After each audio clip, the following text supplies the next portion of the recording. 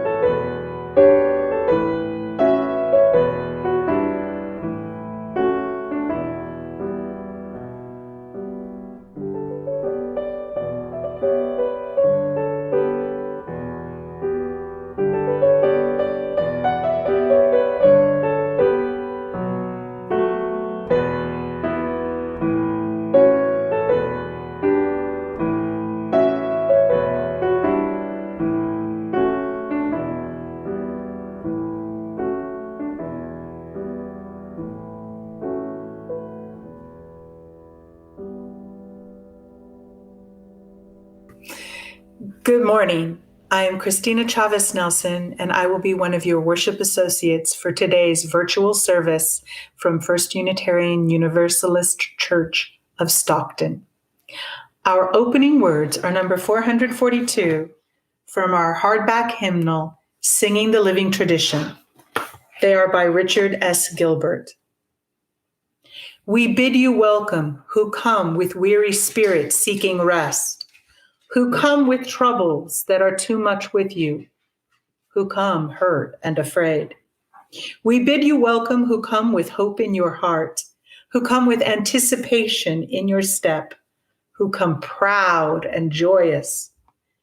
We bid you welcome who are seekers of a new faith, who come to probe and explore, who come to learn.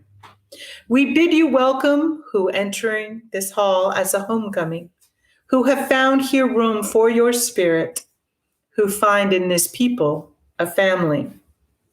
Whoever you are, whatever you are, wherever you are in your journey, we bid you welcome.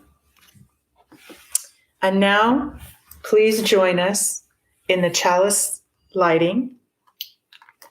Nathaniel? We light our chalice in hope and anticipation of changes yet to come. With the recent election and the announcement of progress on a vaccine, we gather more hopefully today. Not that we shall return to things as they were, but that we might move forward toward a new reality and a better future. And now please join us in our opening hymn, 1017, in our soft teal hymnal, Singing the Journey, Building a New Way. We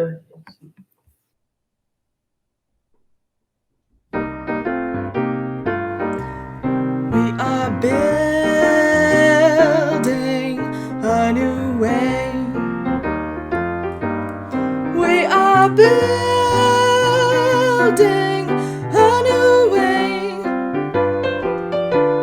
We are building a new way, feeling stronger every day. We are building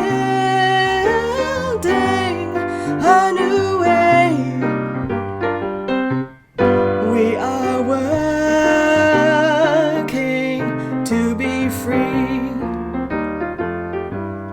We are working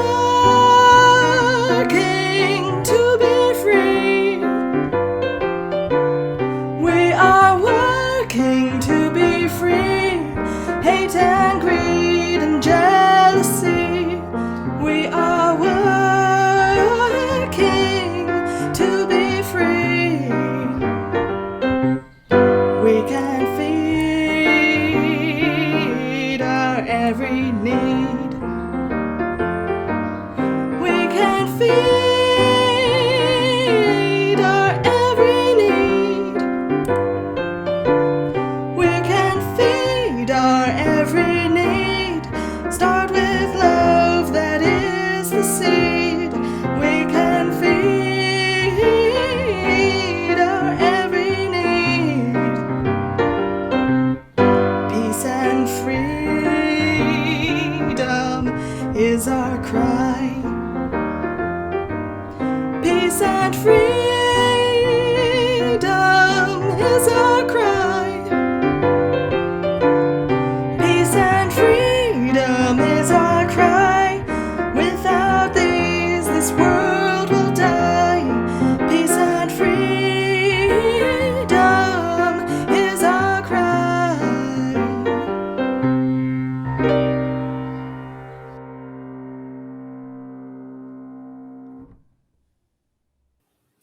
Now, please join Nathaniel and I in our words of affirmation.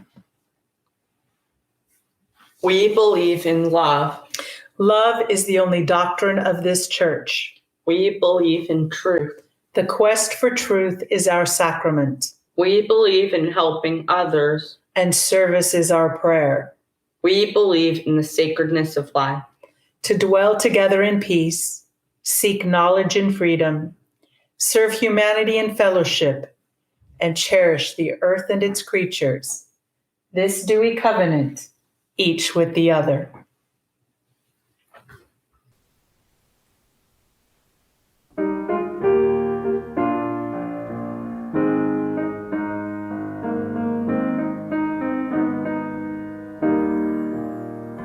When our heart is in a holy place, when our heart is in a holy place, we are blessed with love and amazing grace. When our heart is in a holy place, when we trust the wisdom in each of us, every color, every creed and kind, and we see our faces in each other's eyes, then our heart is in a holy place. When our heart is in a holy place, when our heart is in a holy place, we are blessed with love and amazing grace. When our heart is in a holy place, when we tell our story from deep inside, and we listen with a loving mind, and we hear our voices in each other's words, then our heart is in a holy place. When our heart is in a holy place, when our heart is in a holy place, we are blessed with love and amazing grace. When our heart is in a holy place, when we share the silence of sacred space, and the God of our heart stirs within, and we feel the power of each other's faith, then our heart is in a holy place. When our heart is in a holy place, when our heart is in a holy place, we are blessed with love and amazing grace. When our heart is in a holy place, when our heart is in a holy place.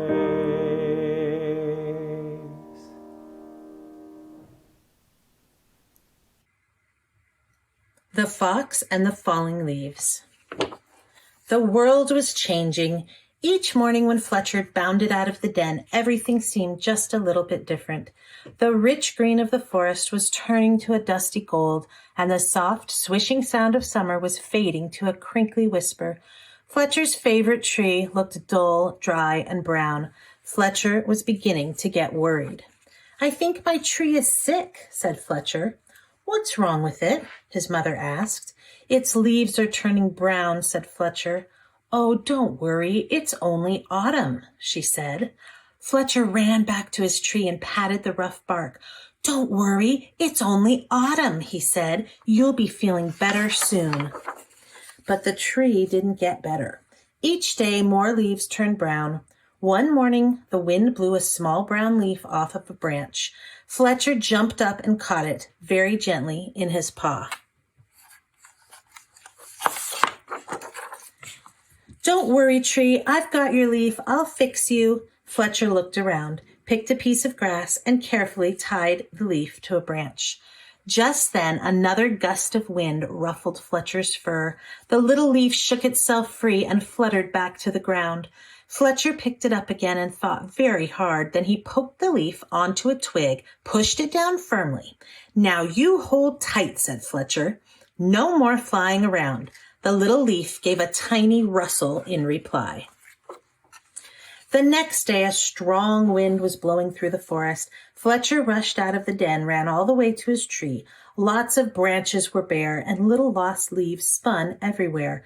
"Don't worry, tree. I'll catch them for you, I promise."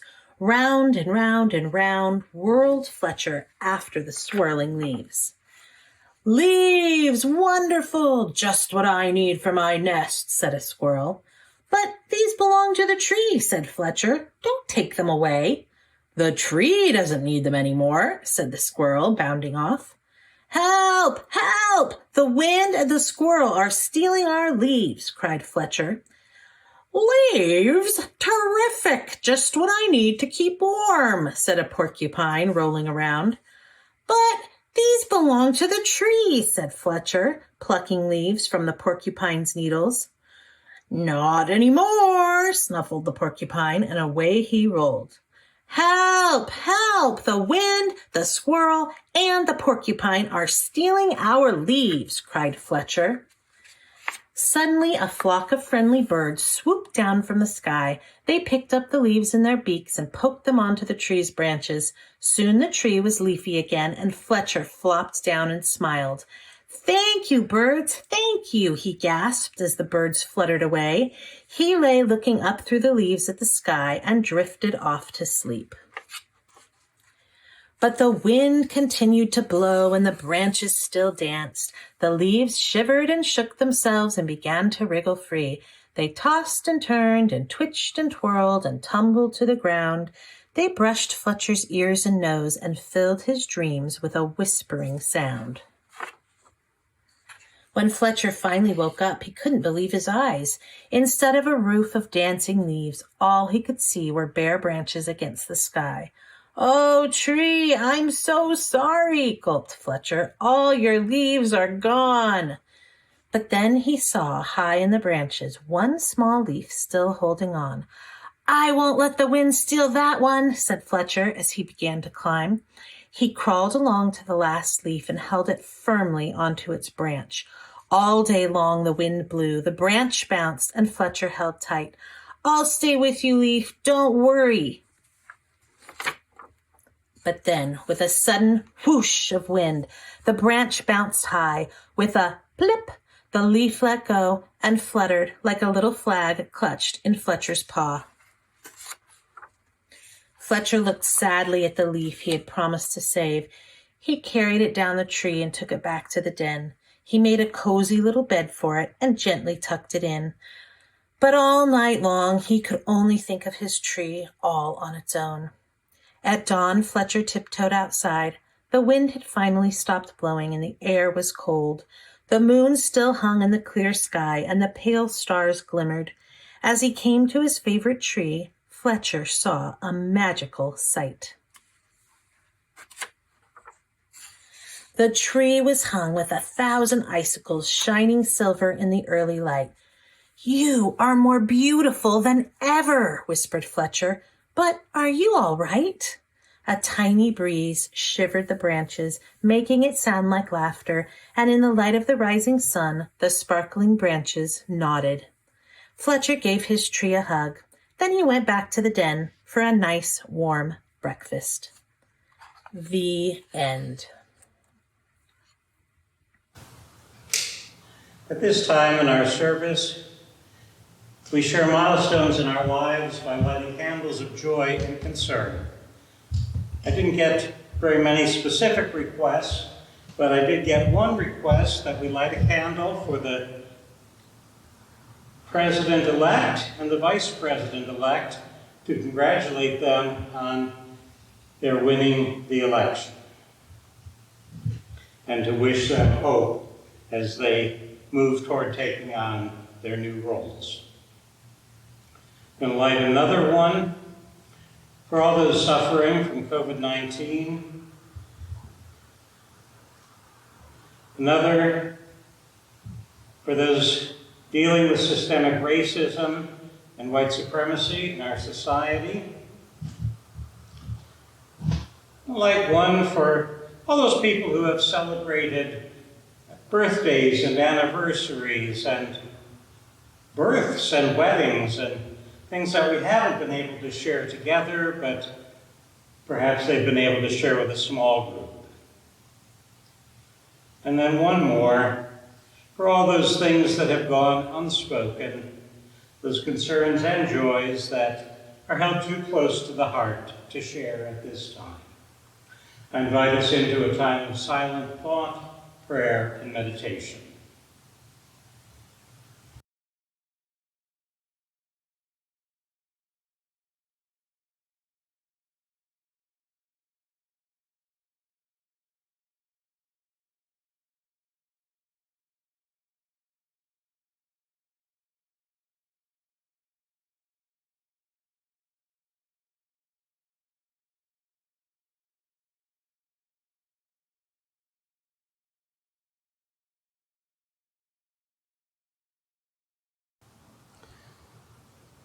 This day, as we gather, we think of all those people who are struggling. We're saddened to hear that so many more people have been struggling with COVID-19, with new higher rates of infection all over the country, more people in hospitals, more in ICUs. We give thanks that there's a vaccine coming, and we hope that it may come soon to help all those who are needing it, and that there will be new treatments also found. For those people who have had to keep their joys, birthdays, anniversaries, weddings, births, to themselves because of the limits on gathering, we send our good energy to be with them, and we wish them well on whatever new changes there are in their lives. We give thanks for the election and for those who have been elected, and we wish them well in their service to our country, our state, our city. We give thanks for this community, for the ways that we can support each other even when we are not able to gather together, that we can listen to each other as we gather in small groups on Zoom and in other ways, to share our stories, support each other.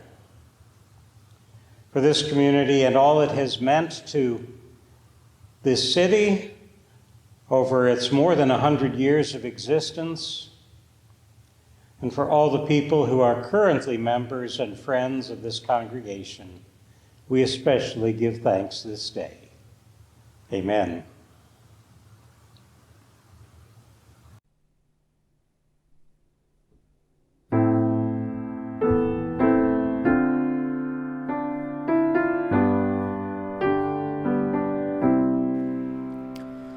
Spirit of life, come unto me.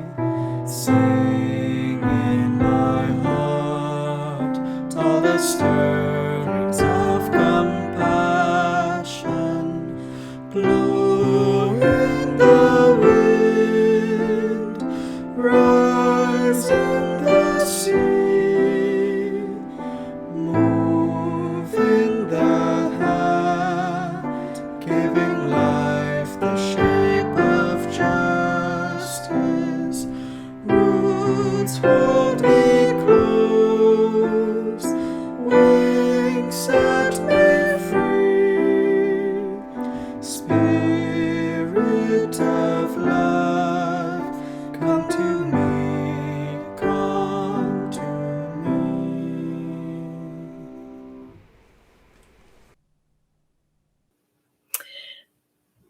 And now please join us in our responsive reading, number 518, from the Ojibwe Indians of North America. Grandfather, look at our brokenness. We know that in all creation, only the human family has strayed from the sacred way. We know that we are the ones who are divided. And we are the ones who must come back together to walk in the sacred way. Grandfather, Sacred One, teach us love, compassion, and honor. That we may heal the earth and heal each other.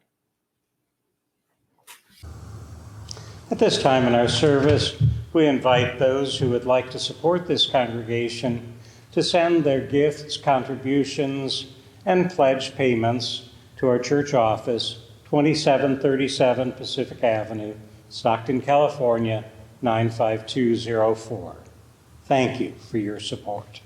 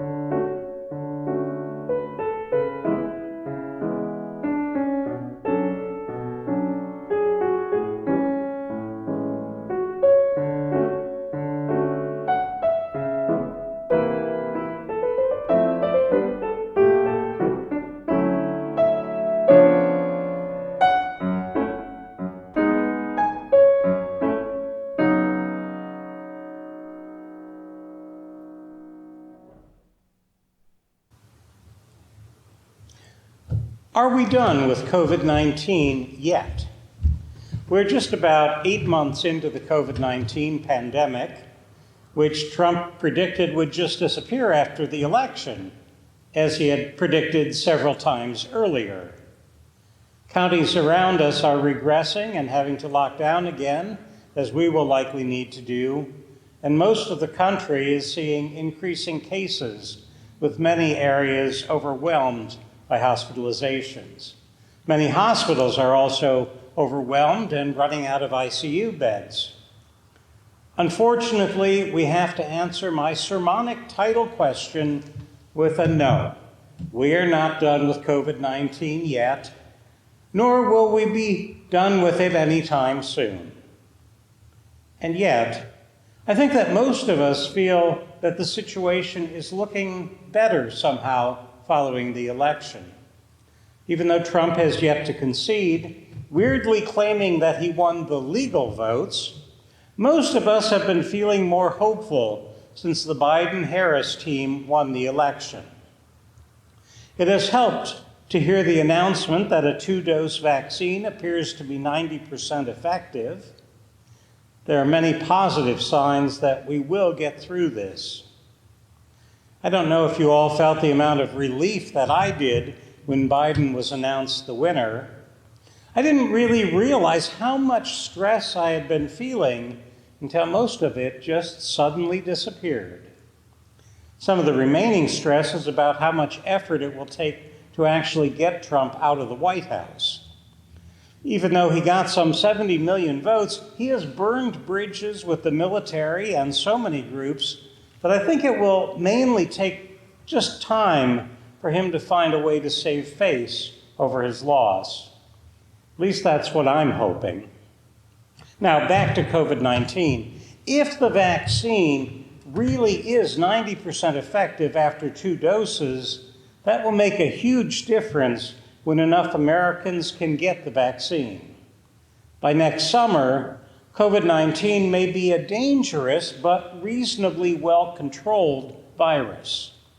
The vaccine development process may also provide a roadmap for dealing with the next pandemic, especially if it is another coronavirus. One more vaccine on top of the flu shot that most of us have been getting yearly isn't all that much to ask. We may have several months or even another year before COVID-19 is really under control, but now we can reasonably hope based on the progressing science. And of course, we can make a huge difference in the interim by wearing our masks and keeping our distance from others. Our country has been changing as global population has increased, as instantaneous communications via the internet have become ubiquitous, and as world trade has become the standard. There is really no way that a modern nation can keep a virus from spreading. Draconian measures have been shown to be the quickest way to shut down a pandemic, but those are hard to enforce in a free and democratic nation. We're also still working against the norm of rugged individualism that has long inspired personal practice as well as advertising in the United States. Consider how widely Trump was able to tap into that individualism to keep people from wearing masks. The same energy has been used by Republicans for decades to reframe the needs of the poor, destitute, and working poor as an inability to pull themselves up the way good and godly people have. Votes against health care for all and other safety net measures are often votes against their own self-interest. The fear of more taxes also is used to block most humanistic efforts, even though the military-industrial complex continues to gobble up about half the taxes that are paid. The continuing myths about the goodness and generosity of America really need some review. The application of science in almost every field is what lifted the United States to greatness in the 19th and 20th centuries. And I expect that science will be our saving practice again in the 21st. Under Trump, as well as under the influence of other leaders and corporations, we were led astray to just enjoy our own comfortable affluence, to fail to check behind the curtain to see who was really pulling the strings. I hope we have been jolted back into an awareness of our own responsibility and accountability. The failure of our nation to maintain a readiness to deal with pandemics, like our failure to provide adequate health care for all persons and to guarantee a living wage to all workers, is a sign that we have strayed far from the commitment of justice and equality for all. The obscene amount spent on the military, at the expense of education, health care, and other social programs, continues to indicate that we are more committed to ensuring the lifestyle and success of corporations and the wealthy than we are to caring for all our citizens and to addressing the needs of people around the world. Our society already depends on numerous public programs, but we need to embrace a bit more social democracy to progress as a people. Where we go from here will make all the difference, not just for the United States, but for the world. Faith communities have long been involved in missional outreach to the poor and to the general populace through healthcare and educational institutions. Many of the oldest colleges and hospitals in America were started by religious communities, including various Christian and Jewish groups, as well as Universalists and Unitarians. People of faith have worked in prisons and asylums, as social workers and educators, as doctors and nurses. People of faith fought for abolition, public education, and civil rights, among many other things. Though only evangelical Christians are currently prominent among voting blocs, there are people of faith on many sides of a multitude of issues. Our UU the Vote effort reportedly reached well over 3 million voters, especially in key battleground states. As Unitarian Universalists, we are called by our principles to work for justice. The injustices, racism, sexism, and heterosexism encouraged by Trump serve to remind us that we cannot rest on our laurels. We must remain ever vigilant to protect the rights of all persons and ensure that our nation is prepared for future pandemics and other dangers that may afflict our nation and the world. With the high percentage of scientists, educators, social workers, therapists, and medical personnel who are among our members and friends, we are well suited to remain aware and active in ensuring justice and equality. Our movement has also begun to work internally to ensure that we are practicing inclusiveness and acceptance in all our actions, decisions, and practices. We have been far from perfect in equal rights and justice for women, Indigenous persons, and other people of color. Though we have tried to be accepting of LGBTQ persons, we still have work to do in that area as well. We are challenging ourselves even as we challenge our society and the world to be better, more just, more accepting, more loving toward all persons. As we work to eradicate the source of our latest plague, so we continue working to eradicate ignorance, prejudice, and all the injustices of our world. We continue to practice the wisdom of the many traditions and religious and philosophical exemplars over the ages, such as Jesus, who welcomed all and each with open arms. We continue to learn from science, practices of health, and ways to overcome pandemics and ecological disasters. We work to shape a better society and a healthier world. So may it always be. Shalom, salam, blessed be, namaste, and amen.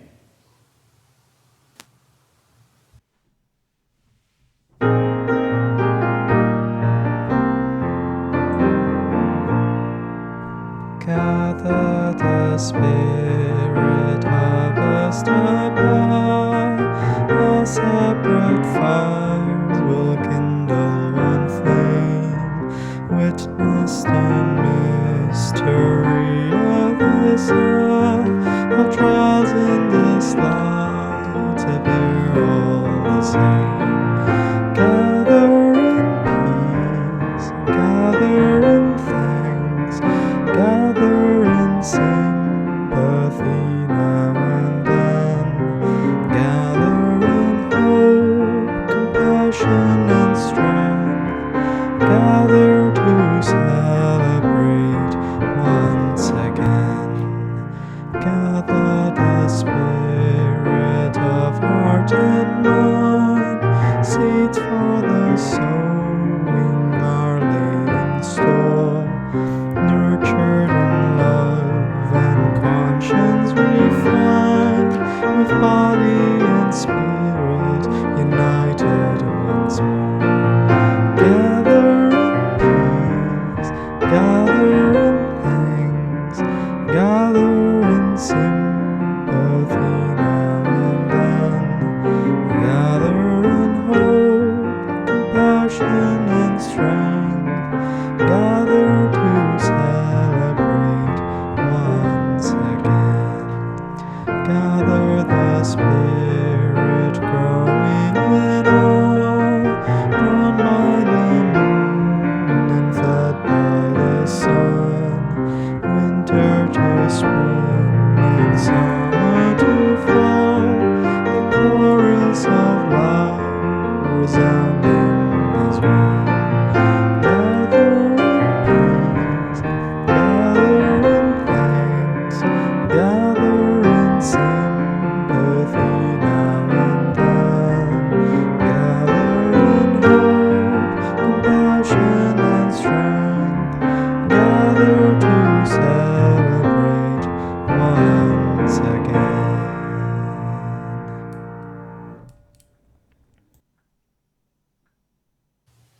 As we end our time together today, I invite you virtually to join hands. Remember that this congregation is dedicated to the proposition that behind all our differences, beneath all our diversity, there's a unity that makes us one and binds us forever together, in spite of time and death and the space between the stars. We pause in silent witness to that unity. May the blessing of love be upon you. May love's peace abide with you. May love's presence illuminate your hearts, now and forevermore. Amen. And go in peace.